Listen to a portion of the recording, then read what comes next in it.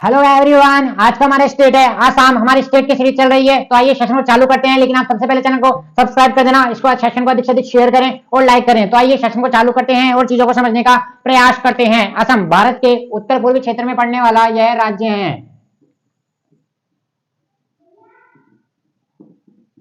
उत्तर पूर्वी क्षेत्र में पड़ने वाला यह राज्य है। नंबर 2 पॉइंट, इसका प्राचीन नाम लिखिए प्राग्ञ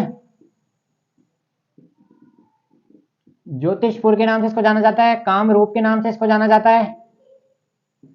और नंबर 4 पॉइंट, देखो यह तक बात हो गई। आइए, और एक कैसा राज्य है, एक सीमांत राज्य है। मतलब कैसा राज्य है, सीमांत राज्य, अर्थात जैसे यह चारों तरफ से किससे घिरा हुआ है, पहाड़ियों से घिरा राज्य है। तो अभी तक मैंने क्या कहा, भारत के उत्तर पूर्वी क्षेत्र में आसाम, प्राग्ञ ज्योतिषपुर, इसके क्या है, ये दोनों इसके प्राचीन नाम है। यहाँ से ये पॉइंट आ जाएंगे, एक सीमांत राज्य है। अब आगे बात करते हैं। देखो दो सन याद रखना, दो सन मैं आपको लिखाता हूँ यहाँ पे। एक तो 1963 में क्या हुआ था, असम से अलग होकर कौन से राज्य का निर्माण हुआ था, नागालैंड का। नागालैंड राज्य का निर्माण हुआ था। यहां तक ये पॉइंट क्लियर हो गया। अब बात करते हैं आगे। 1969 मेघालय, इन दोनों राज्यों का निर्माण किससे टूटकर हुआ है, आसाम से टूटकर हुआ है। 1969 ये कौन सा संविधान संशोधन है, 22वां संविधान संशोधन।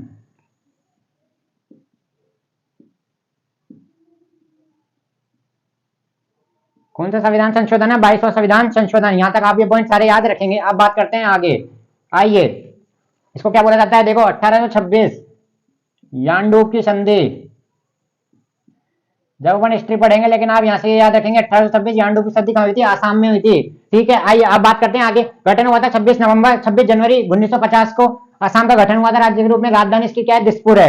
राजधानी इसकी क्या है, दिसपुर है। यहाँ तक आप ये पॉइंट याद रखेंगे, क्या है राजधानी इसकी, दिसपुर है। इससे पूर्व राजधानी का नाम क्या था इसके, शिलोंग। शिलोंग इसकी पूर्व राजधानी थी।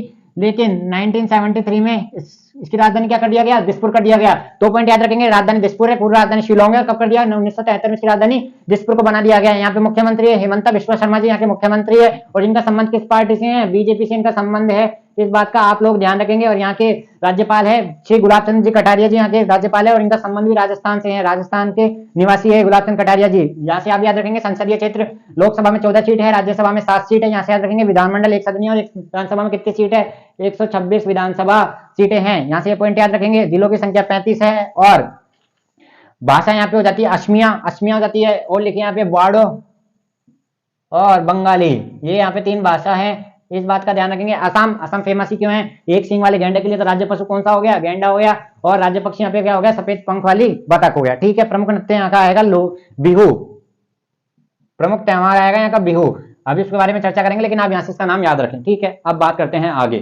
ठीक है, आइए यहाँ से ये सारे पॉइंट क्लियर हो गए, जल्दी बताइए। यहाँ से ये पॉइंट क्लियर हो गए। सब आपसे एमसीक्यू में पूछता है, प्राग ज्योतिषपुर किसका प्राचीन नाम है, आसाम का। कामरूप किसका नाम है, आसाम का। ठीक है, यहाँ तक के पॉइंट क्लियर हो गए, जल्दी बताइए। अब बात करते हैं इसकी सीमा की।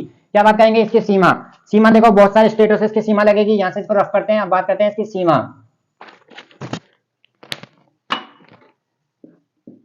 सीमा, भूटान, नागालैंड, मिजोरम, मणिपुर, नागालैंड, मिजोरम, मेघालय, पश्चिम बंगाल। तो देखो क्या क्या हो गया, भूटान हो गया, नागालैंड हो गया, मिजोरम हो गया, और देखिए मेघालय हो गया, त्रिपुरा हो गया, पश्चिम बंगाल हो गया, और लिखिए त्रिपुरा, और अरुणाचल प्रदेश।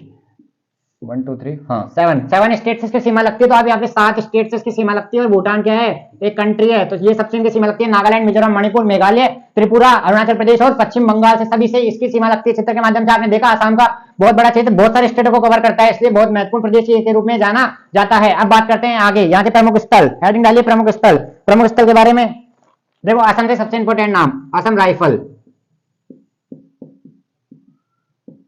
असम राइफल्स किसके अंतर्गत आता है, ये रक्षा मंत्रालय के अंतर्गत आता है। किसके अंतर्गत आता है, रक्षा मंत्रालय के अंतर्गत आता है। और उसकी स्थापना कब हुई थी असम राइफल्स की, 1835 में।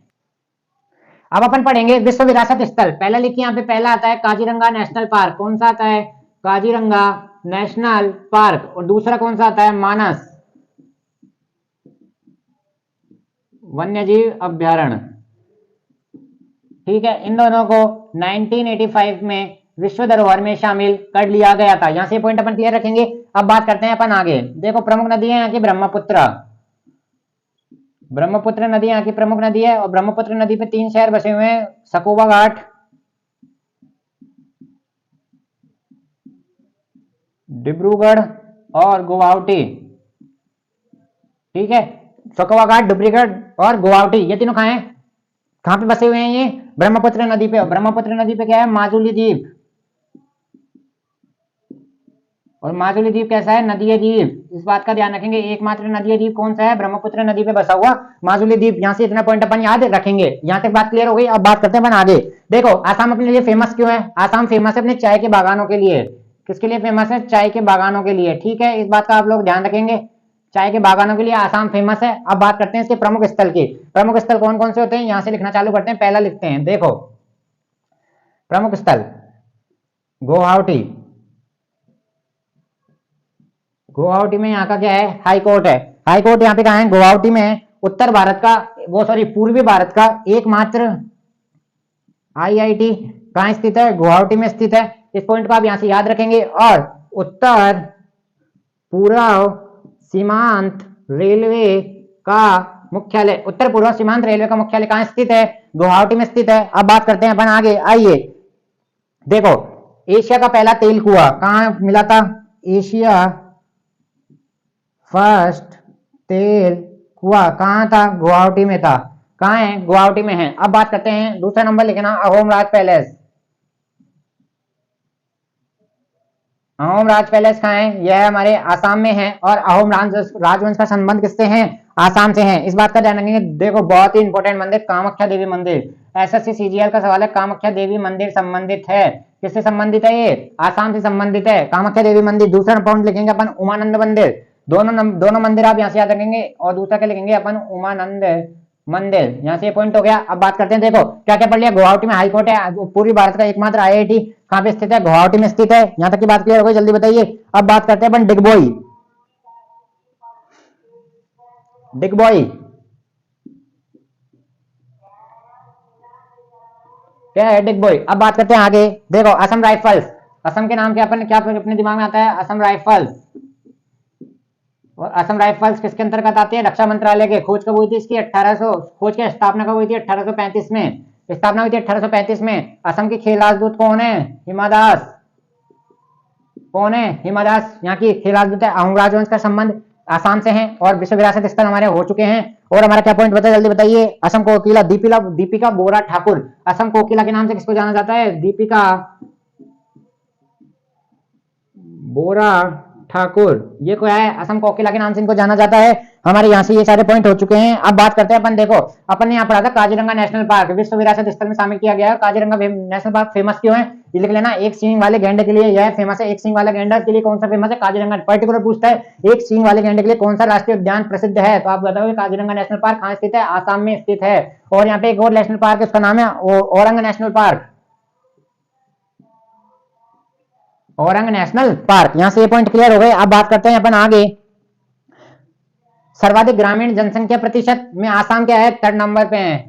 कितने नंबर पे है? 3rd नंबर पे है सर्वाधिक ग्रामीण जनसंख्या प्रतिशत में। और अपना क्या बचा? आइए देखो, एक यहाँ पे एयरपोर्ट है, गोपीनाथ बरदोली इंटरनेशनल हवाई अड्डा। तो देखो नाम से इसलिए आप याद रखेंगे, गोपीनाथ बरदोली अंतरराष्ट्रीय हवाई अड्डा। ये कहाँ स्थित है? आसाम में स्थित है। और आसाम में भी कहाँ स्थित है? गुवाहाटी में स्थित है। देखो इसका नाम से याद रखना, क्योंकि नाम से नाम वाले आप कंफ्यूज करते हैं। गोपीनाथ बरदोली अंतरराष्ट्रीय अड्डा आसाम में भी कहाँ है? गुवाहाटी में। यहाँ तक पॉइंट क्लियर हो गया? जल्दी बताइए। जनजातीय चकमा दिमासा होजांग। चकमा दिमासा होजांग यहाँ की जनजाति है। अब बात करते हैं यहाँ पे, ये सब क्या है? ये यहाँ पे है महोत्सव। आप हेडिंग डालना है यहाँ पे महोत्सव। महोत्सव के नाम रजनी गबरा, बैरागू, माजुली, देहिंग पटकाई, अंबुबाची। बहुत ही इंपॉर्टेंट है अंबुबाची। तो CGL का पूछा गया सवाल है। देखो रजनी गबरा CGL ने पूछा, ये यहाँ से पूछा। माजुली आपको ब्रह्मपुत्र से याद हो ही जाएगा, हाथी आपको याद हो जाएगा। असम में ब्रह्मपुत्र बीच महोत्सव, ये दोनों विशु और बैको, ये दोनों है त्योहार। क्या है? ये दोनों त्योहार। अब एक बार SSC ने ऐसे सवाल पूछा गया था। असम में एक त्योहार मनाया जाता है जिसे बसंत त्योहार के नाम से कहा जाता है। बसंत त्योहार को विशु को क्या कहा जाता है? विशु को कहा जाता है बसंत त्योहार के नाम से। किसको जाना जाता है? विशु को जाना जाता है। और बदले बताइए, यहाँ तक की बातें क्लियर हो गई। ये सारे क्या है? महोत्सव है। कौन से हैं ये सारे? महोत्सव है। और मैं आपको बता देता हूँ कुछ इसमें इंपॉर्टेंट है क्या। देखो ये बस ये बैरागू याद रखना, ये है बोडो जनजाति द्वारा किया जाता है। कौन सी जनजाति द्वारा? बोडो जनजाति द्वारा किया जाता है। और बैको, बैको एक त्योहार है जो कि राभा समुदाय द्वारा मनाया जाता है। ठीक है, अब बात करते हैं अपन यहाँ पे इनके शहरों के। याद रखना त्योहार मैंने आपको बताया था बिहू है ना, यहाँ पे मैंने आपको त्योहार बताया था बिहू। अब इसको बिहू के इनके त्योहारों के बारे में चर्चा करते हैं। उत्तर, क्योंकि पूरा भारत के ज्यादा सवाल पूछे जाते हैं तो वह त्योहारों से ही पूछे जाते हैं। अब बात करते हैं, आइए इनको सबको याद रखना। यहाँ के महोत्सव है नृत्य, नटी, बिहू बिछुआ,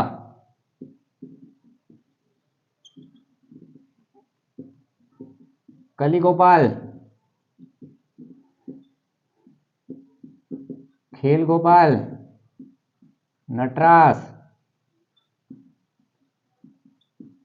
अंकी नाट्य। देखो नृत्य कौन कौन से हो गए हमारे? नटी हो गया, बिहू हो गया, बिछुआ हो गया, कली गोपाल हो गया, खेल गोपाल हो गया, नटरास हो गया और अंकी का नाट्य हो गया। यहाँ तक की बात क्लियर हो गई। और सबसे इंपॉर्टेंट इसमें हम आपको और बता देते हैं, एक और आप लिख लेना यहाँ पे, सतिया। और ये बिहू बिछुआ है ना, ये सबसे ज्यादा इंपॉर्टेंट है, कादरी कजरी जनजाति द्वारा किया जाता है।